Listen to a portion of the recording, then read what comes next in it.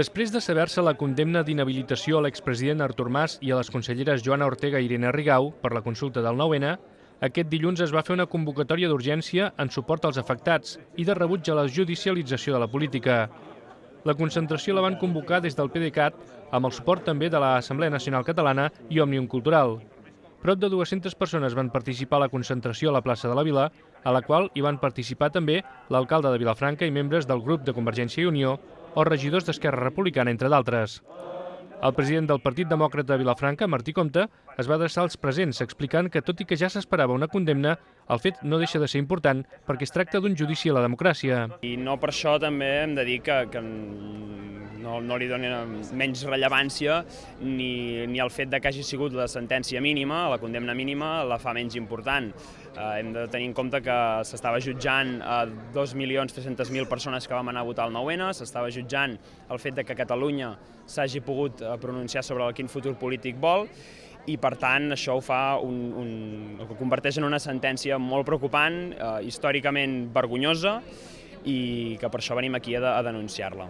També és sabut que els condemnats recorreran fins als tribunals europeus, i és que, segons va dir Martí Compte, el fet constata a tota Europa la manca de sentit democràtic de l'estat espanyol.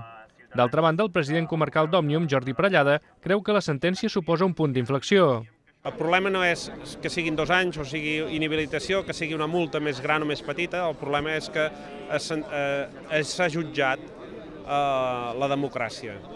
I a partir d'avui això hi ha un punt d'inflexió. Ja fa temps que es veu a venir, la cosa ja no tenia marxa enrere, però avui l'estat espanyol ha posat, a través dels seus membres de justícia, s'ha posat en contra total de qualsevol acció democràtica que fa Catalunya. I la coordinadora de l'Assemblea Nacional Catalana a Vilafranca, Esther Güell, creu insòlit que es jutgi la llibertat d'expressió. És que és com una espècie de missatge a tots els que vam anar a votar aquell dia. T'estan dient que no tens dret a expressar-te, que no tens dret a expressar la teva voluntat ni la teva opinió. Estem parlant d'una consulta no vinculant. És que, esclar, arriba un punt que dius, bueno, ja no ens deixen ni tan sols expressar el que volem ser. I, esclar, arriba un moment que dius, si ja no podem expressar això, no sé exactament què és el que volen. Estiguem callats, que acatem totes les seves normes, però això no passarà. Això no passarà i jo crec que ja tenim la directa posada. A la concentració lluïen pancartes amb lemes com «Això va de democràcia» o «Jutges no, urnes sí».